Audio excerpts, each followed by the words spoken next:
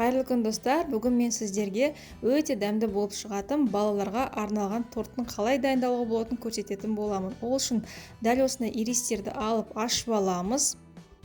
Өте дәмді әрі созылмалы ирис болу қажет. Ашып болғаннан кейін табамызға салып, үстіне сары майымыз салып, отқа қойып қоямыз, ол еруі қажет. Осы кезде кукурузный шариктерімізді алып, яғни молочный мен шоколадный түрін алып, екеуін біріктіреміз. Жақсылап тұрып араластырамыз екеуі. Міне карамеліміз дайын болды. Дәл осындай сұйықтықта болу қажет.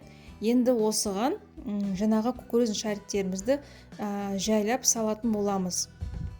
Яғни бұл жерде карамеліміз бен кукурузный шариктер екеуі бірігуі қажет.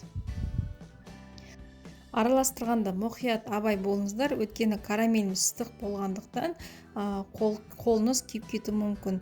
Бұл жерде ескеретін жайт, карамеліміз ыстық болған кезде бірден араластыру қажет.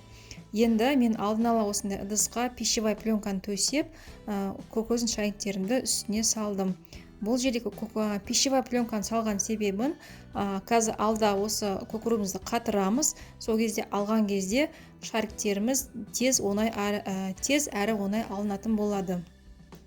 Кукурузный шариктерімізді салып болғаннан кейін үстінен қасықпен басамыз, жақсылап тұрып біріктіреміз, кейіннен холодильникте 30 минутқа қатырамыз. Мінекей дайын.